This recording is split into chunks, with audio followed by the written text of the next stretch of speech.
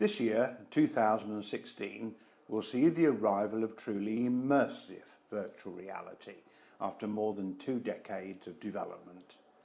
Virtual reality will be the big news, but VR will not go truly mainstream until 2017 or 2018, when the price of immersive viewing headsets will fall and the price of the heavyweight computer power needed drops to more accessible levels.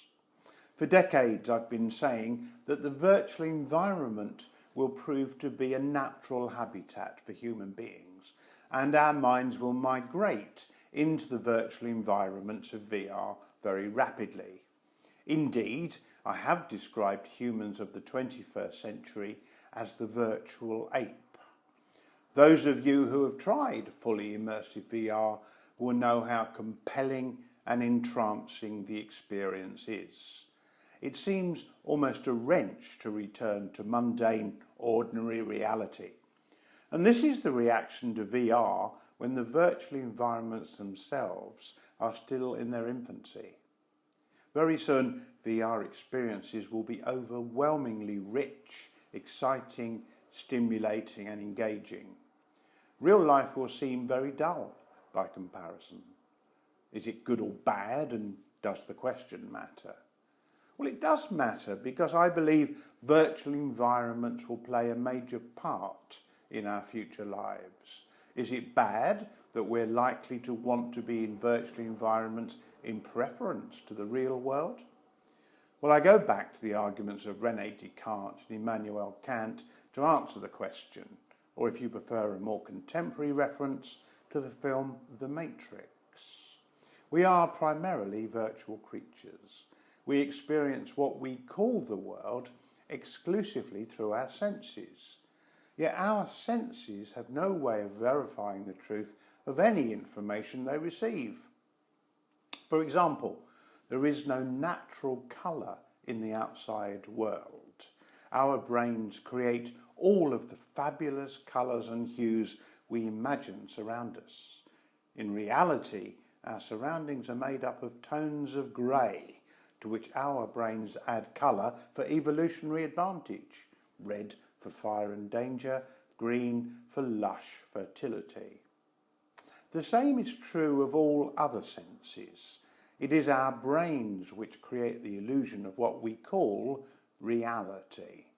If a computer could access our own nervous system directly, bypassing our external senses, its input would seem every bit as real as the outside world seems to us today, which led Descartes and Kant to question not only the existence of external reality, but also their own existence.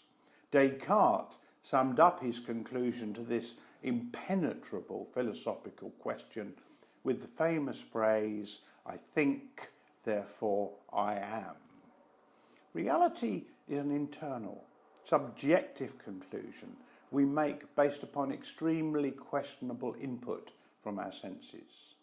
And with the arrival of VR, the proposition of our world being nothing but a computer-generated environment becomes a little more believable. We will soon be stepping into worlds which will seem to us to be as real as the physical world we inhabit. And as the only evidence of the physical world comes from our own subjective sensory apparatus, who is to say which world is real and which is not? The virtual reality world available to us to enjoy will rapidly become richer as more of our senses become involved. In VR, we'll go on skiing trips, deep-sea diving, free-fall parachuting, space adventures, and we'll all visit the world's great tourist sites.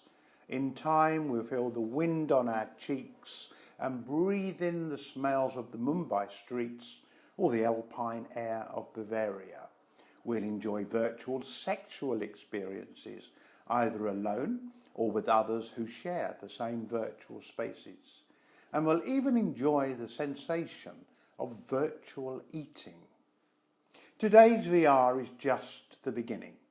Inside a decade, virtual reality will be multi-sensory, and we will spend increasing amounts of our waking hours in virtual environments. For the long-term good or bad of the human species, we are indeed the virtual ape, and our future will be played out in virtuality.